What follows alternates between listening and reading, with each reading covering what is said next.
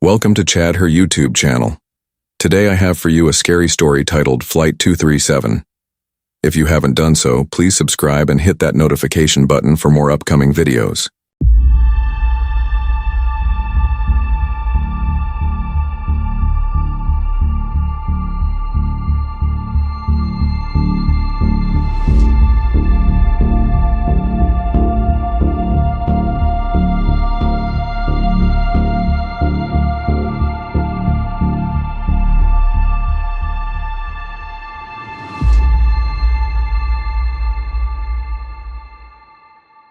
Flight 237. They called it the flight that vanished. At 11:08 p.m., Flight 237 took off from Vancouver International Airport, bound for Tokyo. On board were 181 passengers, 9 crew members, and a veteran pilot named Captain Elias Monroe. It was a routine red-eye with clear skies ahead and a flight plan set to the minute. There was no indication, no warning, no suggestion in the black box data that anything would go wrong. The flight was last heard from at 2:13 a.m. over the Bering Sea. Then nothing. No distress call, no signal loss, just radio silence. Satellite data showed a final ping near an uninhabited patch of ocean. Search crews found nothing. No wreckage, no debris, no oil slick. It was as if the plane had blinked out of existence. 6 days earlier.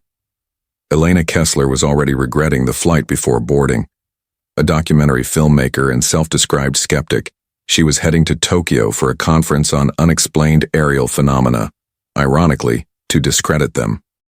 Her latest project, Debunked, was focused on revealing the science behind unsolved mysteries. Flight 237 was her ride to the truth. The plane itself was a Boeing 777, sleek and sterile, humming with artificial comfort. Business class was half full, coach near capacity. Elena took her seat by the window, 31A, and immediately noticed something odd. The window was cold, not just airplane cold, ice cold. She touched it with the back of her knuckle, then pulled her hand away with a shiver. It fogged instantly under her breath. She frowned and rang the call button. The flight attendant who approached was pale and tightly wound, with a plastic smile that barely reached her eyes. Yes? The window is freezing, like Freezing, isn't that dangerous? The attendant's smile never shifted. We'll look into it. She didn't return. 30 minutes after takeoff, Elena looked around. Everything seemed normal, too normal. The hum of the engines was constant, too smooth. The cabin lights flickered once, but no one reacted. Passengers sat motionless, eyes closed or staring straight ahead. A man 2 rows up hadn't blinked in 15 minutes. She timed it. 2 hours in, the fog started. At first, Elena thought it was a pressure leak, but it wasn't coming from the vents. It crept in from the floor, a slow mist curling around passengers' shoes. No one else reacted. She nudged the woman beside her, a grandmotherly type with a pearl necklace and a knitting bag. Do you see that? The woman smiled stiffly. There's nothing to worry about, dear. Her voice was calm, too calm. Then she turned back to knitting, except her needles weren't moving. There was no yarn. Just her hands going through the motions. At 2:13 a.m., something changed. The lights flickered violently. The engines whined. A low, mournful sound like metal under strain. The fog surged upward, engulfing the rows ahead.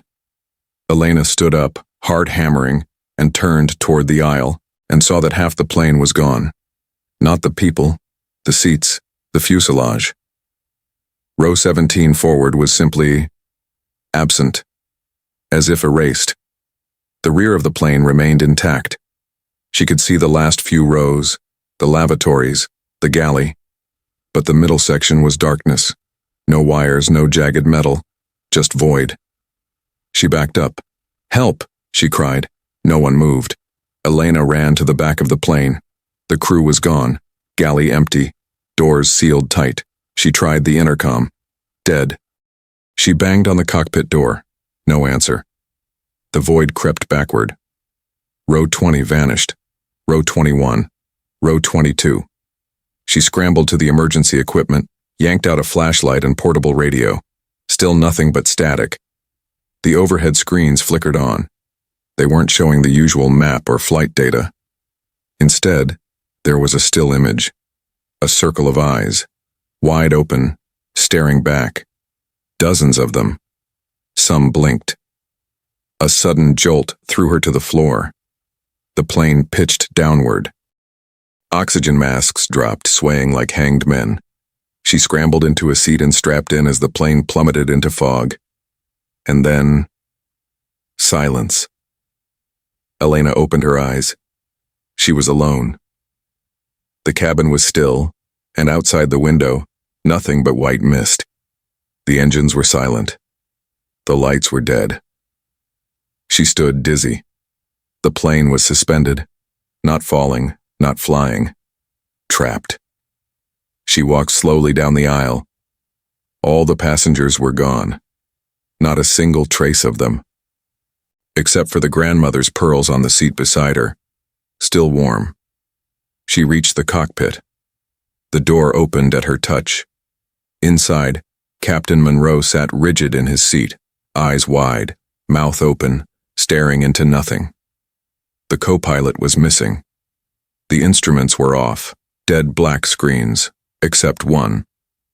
A small analog altimeter spun slowly in place, as if possessed. She stepped closer. Captain Monroe. He didn't move. She reached for his shoulder.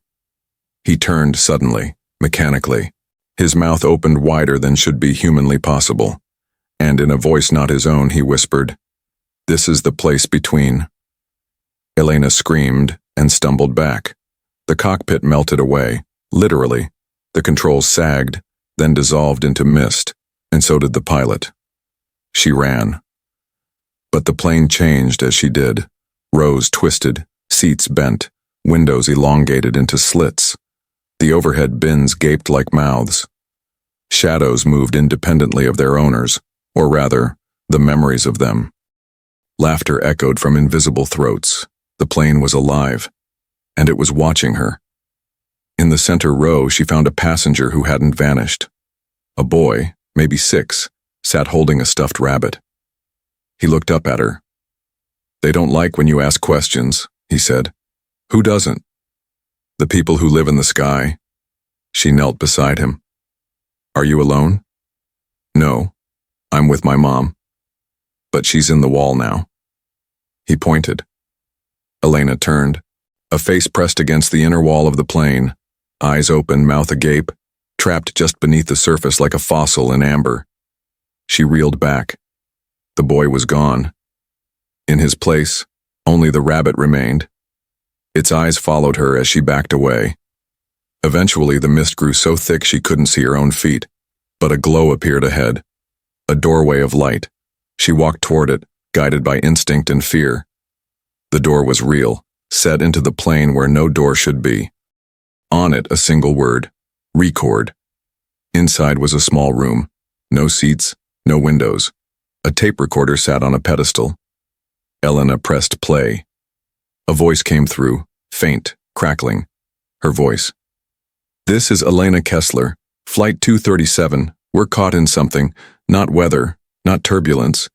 It's between places. The passengers are disappearing. They aren't being taken. They're being absorbed. I think this plane exists in a pocket of time, maybe memory. It's feeding off us, recording us." A pause. "If you find this, run. Don't fly tonight. Don't board Flight 237. Then silence. The door closed behind her. The room darkened. Now Flight 237 never arrived. No wreckage, no bodies. But every year on October 3rd, the day it vanished, a message appears on airport PA systems across the globe. A woman's voice, faint and distorted. "This is Elena Kessler. If you hear this, do not board. It's still flying, still feeding, still waiting." Some say they've seen it, Flight 237, reflected in clouds on clear nights. Some claim to have boarded it in their dreams. They always wake up screaming, clutching a boarding pass that wasn't there the night before. And sometimes, when a plane hits turbulence and fog rolls across the aisle, someone swears they hear laughter, and see a little boy holding a rabbit.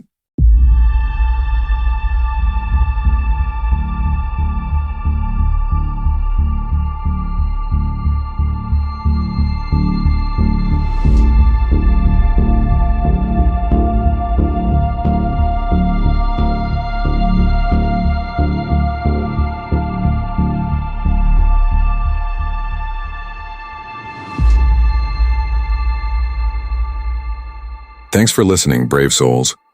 If you enjoyed this tale, like, subscribe, and share it with those who love a shiver in the dark.